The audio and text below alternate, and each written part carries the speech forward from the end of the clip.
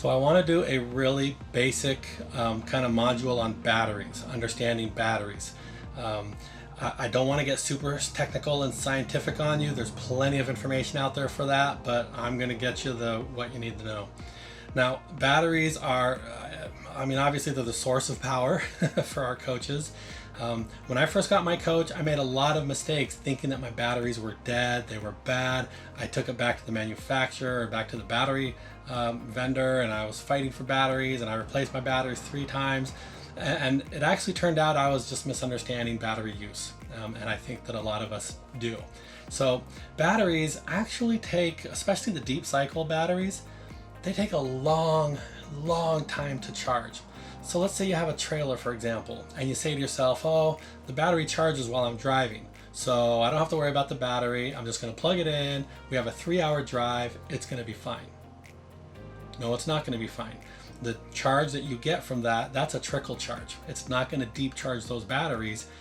A real battery needs 24 to 48 hours to properly charge, especially on a 3-stage charger. And so a lot of times we're operating with batteries that are much more dead than we think they are. A 12-volt battery is close to 13 volts, really. And so when you get down to about 12.2 volts, you actually are you're considered a dead battery at 12.2.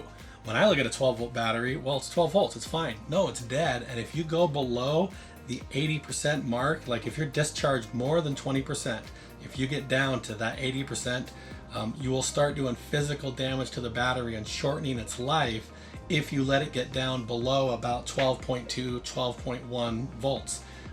If you're letting that battery run down to 11.5 and 10 volts before you charge it up, you are shortening the life of that battery.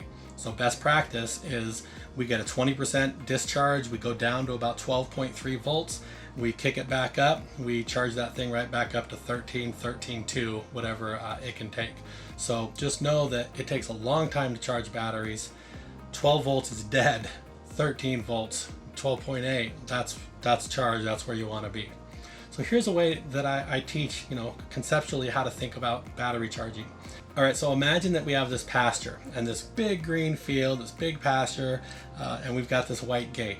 Now we swing that gate open and we have all these cattle. We're gonna take those cattle and we're gonna jam them in as fast as we can, right? We just shove them in, shove them in, shove them in. We close the gate.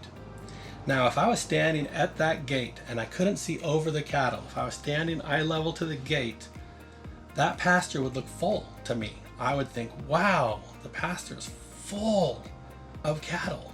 But that's because they're all bunched up right here at the front, okay? If I open that gate right away, what's gonna happen? I'm losing all those cattle fast, right? Now, what if I keep that gate closed and I give it 24 hours?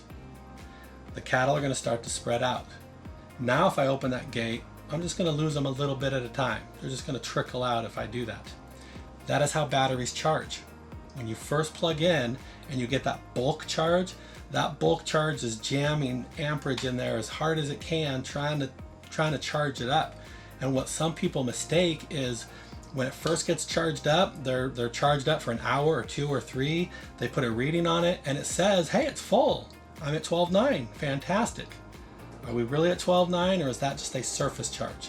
There is such a thing called a surface charge. The problem with a surface charge is that as soon as you draw power on it, it's gone. So you don't really have 12.9. It'll look like it's full, 12.9, and as soon as you flip a light on, it's 11.7, and you're like, what just happened? Well, it was a surface charge, just like all those cattle were right at the front. You really didn't have a full pasture. So you want to plug those batteries in the day before your trip, or 2, run it off the house, plug that battery in, let the shore cord charge up those batteries well before you go out on your trip. Then when you're driving, that shore cord, or the umbilical cord to the tow vehicle, that's just kind of surface charging and keeping those topped off. So just remember that, just in order to deep charge those batteries, we need time, and we don't want to see all the cattle up there at the front of the gate. We need to give them time to get out there. You need to give your battery time to charge and let it do its job. Now, there's of course fancy words and science behind all of this. Lots of YouTube videos out there to explain this from a scientific perspective, but for most of us, I'm just trying to give the conceptual, hey, it takes a while to charge batteries. That's a little bit of an explanation on why they might look like they're charged, but they're not. So just understand, you do want to learn more about your battery health, and this will get you started.